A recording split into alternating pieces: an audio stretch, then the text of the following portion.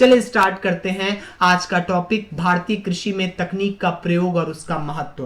क्योंकि यह लगातार चर्चा होती रहती है भारत की संसद में कि भारत कृषि क्षेत्र में तकनीकी विकास के लिए क्या कर रहा है और कौन सी ऐसी तकनीकें हैं जो कृषि विकास में सहायक हो सकती हैं।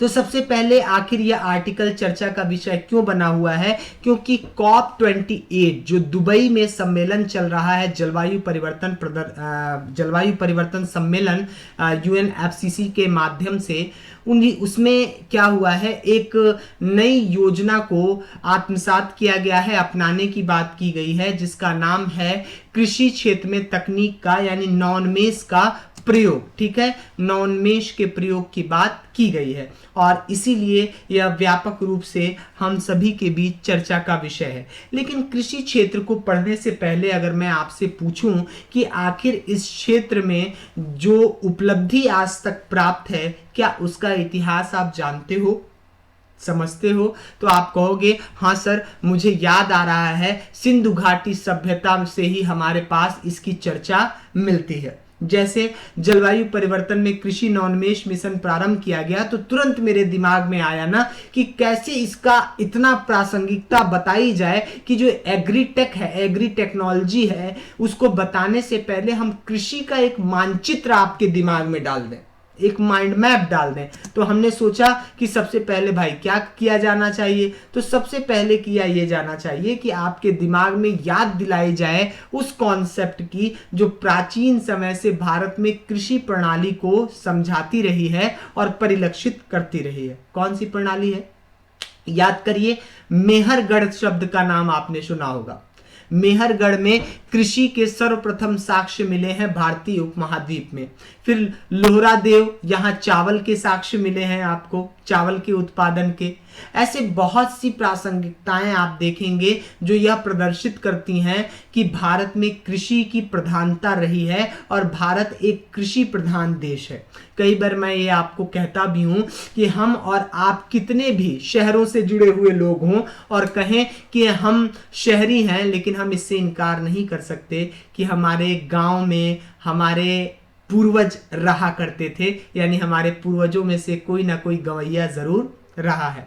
तो सिलेबस से कैसे जुड़ा है? जीएस पेपर 3 पर्यावरण और जलवायु परिवर्तन वाला मुद्दा हो या फिर भारतीय कृषि से संबंधित टॉपिक है उसमें अर्थव्यवस्था के, तो उससे जुड़ा हुआ हो। फिर यूपीएससी में एक निबंध आया था, भारतीय कृषि मानसून का जुआ है। तो ऐसे में यह सभी मुद्दे यहाँ पे आपको देखने को मिलेंगे और साथ ही साथ कुछ टेक्नोलॉजीज के नाम मिलेंगी जो कृषि क्षेत्र में प्रयोग की जा सकती हैं और कृषि की उत्पादकता को बढ़ाया जा सकता है। ऐसे में कृषि में तकनीक का प्रयोग जो टॉपिक है वो आज आपका इस वीडियो से क्लियर होने वाला है। तो देर किस बात की, थामे रखिए दिल पर, अपना हाथ रख करके अपने दिल को और कागज और कलम लेकर बैठ जाइए, क्योंकि बहुत शानदार तरीके से टेक्नोलॉजीज पे डिस्कशन होने जा रहा है जो आप मेंस आंसर राइटिंग में प्रयोग कर सकते हैं। ठीक है, बिटवीन द लाइन की प्रक्रिया भारत में आज भी कृषि समाज का एक प्रमुख आर्थिक क्रियाकलाप है और आर्थिक सर्वेक्षण 2022-23 के अनुसार भारत में आज भी 50% से अधिक आबादी, लगभग 65% कही जाती है, कृषि तथा उससे संबंधित व्यवसायों पर निर्भर करती है, जैसे पशुपालन वगैरह, मत्स्य पालन वगैरह। ठीक है, भारत की अर्थव्यवस्था की कुल जीडीपी की बात की जाए तो कृषि का योगदान 17-18%, 14% बना रहता है, इसी रेंज में 20% के नीचे।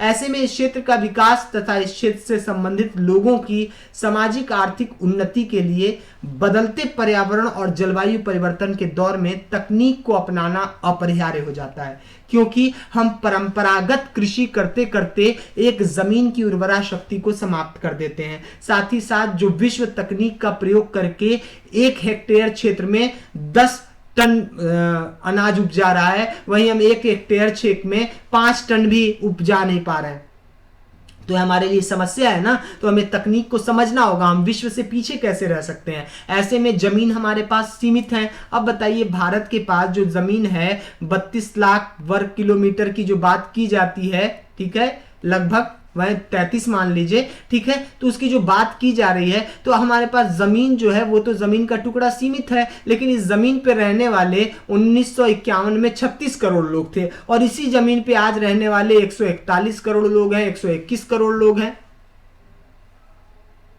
तो ये क्या है भैया, जनसंख्या तो बढ़ती जा रही है, तो जनसंख्या का पेट भी तो है, तो उसको भरने के लिए अनाज चाहिए कि नहीं चाहिए। तो ऐसे में हमें टेक्नोलॉजीज का प्रयोग करना होगा जो पर्यावरण को ज्यादा नुकसान भी ना पहुंचाए, और जलवायु परिवर्तन के बदलते दौर में जहां मानसून एक विच्छेदित हो रहा है, कभी मानसून अच्छा, कभी बेकार, कभी तीव्र इतना आ गया कि बाढ़ की समस्या, फसल बर्बाद, कभी इतना सूख गया कि सूखा उत्पन्न हो गया,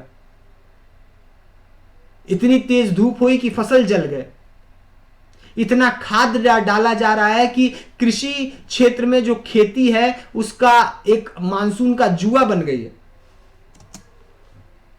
भारतीय उपमहाद्वीप में कृषि प्रणाली की प्राचीनता क्या है, तो मेहरगढ़ की खुदाई से प्रारंभ हो जाती है और सिंधु घाटी सभ्यता में आकर अपने उन्नत अवस्था में परिलक्षित होती है भारत की कृषि। और फिर उसके बाद मौर्य काल हो, गुप्त काल हो, सब में कृषि का निरंतर विकास हुआ। इसके बाद मध्यकाल में दिल्ली सल्तनत को देखिए, या मुगल सल्तनत, पौपड़, चाचड़, ऐसे करके बहुत से आपको खेती के प्रकार मिलेगा, आईने दहशाला मिलेगी, कर प्रणाली मिलेगा।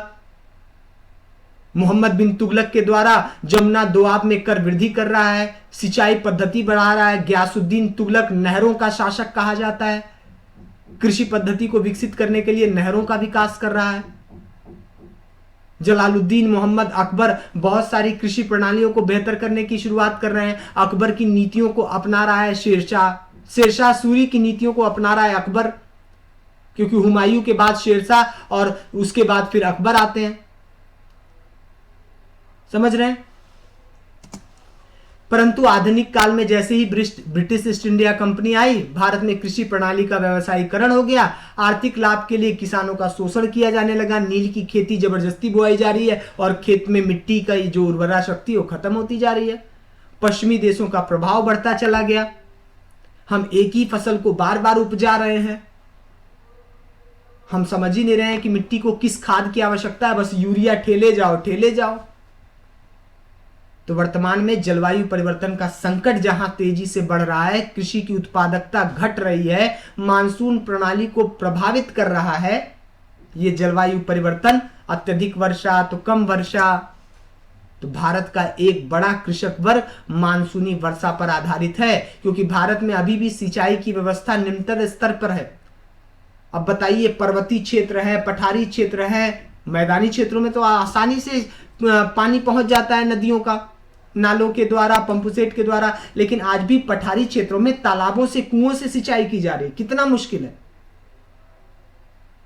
और इस तरह से भारत के किसान, फसल अच्छी नहीं होती, मानसून अच्छा नहीं आएगा तो फसल अच्छी नहीं होगी, फसल अच्छी नहीं होगी तो अनाज कहां से होगा, अनाज नहीं होगा तो किसान बेचेगा नहीं तो पैसे नहीं आएंगे, और पैसे नहीं आएंगे तो फिर ऋणग्रस्त होगा वो, और ऋणग्रस्त होने के बाद आत्महत्या करेगा।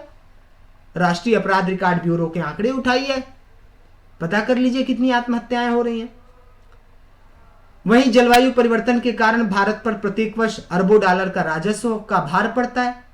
ऐसे में बदलते पर्यावरण और जलवायु परिवर्तन की घटनाओं को देखते हुए कृषि क्षेत्र में व्यापक सुधार की आवश्यकता है, जिसमें भारतीय कृषि में प्रौद्योगिकी को बढ़ावा देने के लिए विभिन्न योजनाएं चलाई जा रही हैं, विभिन्न प्रयास किए जा रहे हैं। कुछ महत्वपूर्ण तकनीकों को हम लोग यहां देखेंगे जिनमें कृषि उत्पादन बढ़ाया जा सकता है, जिनका प्रयोग करके। पहला है जैव प्रौद्योगिकी, बायोटेक्नोलॉजी, और इससे रिलेटेड डायरेक्ट प्रश्न आया हुआ है जीएस पेपर 3 में। यूपीएससी ने कई बार बायोटेक्नोलॉजी से प्रश्न पूछे। यह एक ऐसी तकनीक है जिसको उन्नत कृषि पद्धतियों का उपयोग कर कम क्षेत्र वाले खेत में भी अधिक उत्पादन किया जा सकता है, जैसे संकर बीजों का उत्पादन। जैसे आपने देखा 1965 में हरित क्रांति आई और फिर गेहूं और चावल की ऐसी किस्में लाई गई कि उसी का उत्पादन तेजी से बढ़ा, कम क्षेत्र में भी अधिक उत्पादन हुआ। इसके माध्यम से पौधों और पशुओं के अपशिष्ट का प्रयोग करके खाद्यान्न उत्पादन को बढ़ाया जा सकता है। जैव प्रौद्योगिकी का प्रयोग करके ऑर्गेनिक खाद बनाए जा सकते हैं, ठीक है, कार्बनिक खाद। फिर नैनो टेक्नोलॉजी, बहुत ज्यादा प्रयोग हो रहा है नैनो टेक्नोलॉजी का। इस तकनीक के माध्यम से स्मार्ट डिलीवरी सिस्टम और नैनो सेंसर के माध्यम से किसानों को इस बात की जानकारी प्राप्त कराई जा सकती है कि पौधे को कितना पानी चाहिए, कितना खाद चाहिए, कौन से पोषक तत्व की आवश्यकता है, कौन से पोषक तत्व की आवश्यकता नहीं है। इसकी जानकारी प्रोवाइड कर दी गई तो किसान उसी के हिसाब से उर्वरक डालेगा, उतना ही पानी सिंचाई के माध्यम से देगा जितना पौधों को आवश्यकता हो। ये नैनो टेक्नोलॉजीज है। एक रोबोटिक के माध्यम से मिट्टी की उर्वरा शक्ति चेक कर ली जा रही है। फिर है भू स्थानिक प्रौद्योगिकी का प्रयोग। इसमें ऐसी प्रौद्योगिकी का प्रयोग किया जाता है कि अगर किसी एक मिट्टी में सिर्फ दाल उगाई जा सकती है तो वहां गेहूं चावल ना उगाई जाए, अलग अलग दाल उगाई जाए। एक ऐसी भूमि है जहां सिर्फ कपास अच्छा हो सकता है तो सिर्फ कपास बो लिया जाए। या फिर कुछ ऐसी भूमि हो जिसमें आप देखेंगे कि कृषि जलवायु प्रदेश की अवधारणा आती है। ये भी क्या है, भू स्थानिक प्रौद्योगिकी का प्रमाण है कि कृषि जलवायु प्रदेश यानी एक जलवायु वाले क्षेत्र में एक पैटर्न बना लिया जाए कि इसमें गेहूं के बाद चावल, चावल के बाद रहर, रहर के बाद अलग जो है जायद की फसलें ऐसे बोई जाएंगी। तो क्या होगा, रोटेशनल आएगा, फसल चक्र निर्धारित होगा, उर्वरा शक्ति बनी रहेगी, राइजोबियम बैक्टीरिया नाइट्रोजन का क्या करेगा, फिक्सेशन करेगा, नाइट्रेट प्रोवाइड कराएगा जमीन को। समझ गए। ड्रोन्स का प्रयोग तेजी से हो रहा है। फसलों की निगरानी, कोई कवक फंगस रोग ना लगे फसलों को, उसके संरक्षण में उर्वरकों का छिटाई करना और डिजिटल इमेजिंग करना कि फसल की क्या स्थिति है। किसान खेत में न रह करके, पूस की रात आपने देखी होगी मूवी, जिसमें किसान रात भर ठंड में बैठ करके मचान पे देख रहा था अपने खेत को और फिर ठिठुर जाता है। तो ड्रोन के माध्यम से किसानों को काफी सहायता होगी।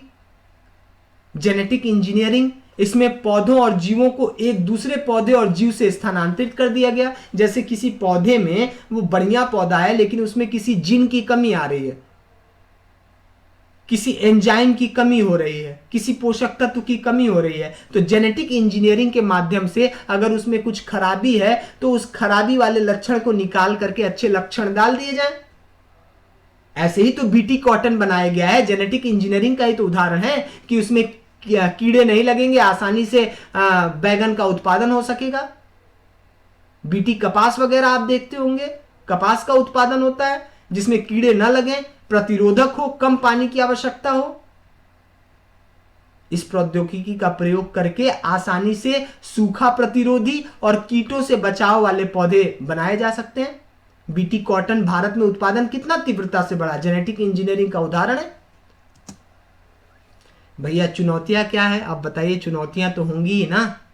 भारत में एक तो जागरूकता नहीं, दूसरा किसान के पास जोत का आकार कम, यानी पूर्वी क्षेत्रों को अगर आप देखेंगे तो एक आपका कट्ठा, 2 कट्ठा, 3 कट्ठा जमीन है। अगर 4 भाई हैं और 5 कट्ठा जमीन है तो उनको बांट करके क्या किया गया, अलग अलग 1.5 कट्ठे में बांट दिया गया है।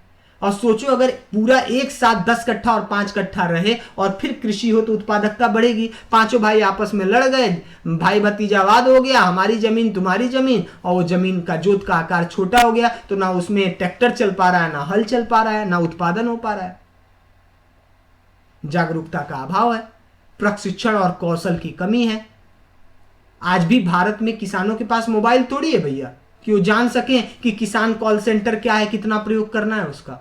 सरकार जो योजनाएं चला रही है, आर्थिक और नीतिगत मुद्दा, कई बार हमारे लाल फीताशाही, हमारे नौकरशाह जो होते हैं वो बहुत ज्यादा इच्छा शक्ति नहीं दिखाते, और जो बुनियादी ढांचा और प्रौद्योगिकी चाहिए उसमें जो धन लगना है उस पर सरकार आनाकानी करती है, बहुत ज्यादा इन्वेस्टमेंट नहीं होता है। कृषि क्षेत्र में जो रिसर्च एंड डेवलपमेंट पे खर्च होना चाहिए, कितना खर्च होता है जाके देखिए, पता करिए। बजट आएगा और आर्थिक सर्वेक्षण आएगा, इस पे नजर डालिएगा एग्रीकल्चर वाले सेक्टर पे। मनोसामाजिक समस्या भी है, किसान जानना ही नहीं चाहता है। बहुत से ऐसे किसान हैं जो बो रहे हैं वही बो रहे हैं, हमसे ज्यादा जानेगा कोई, ये भी चुनौती है।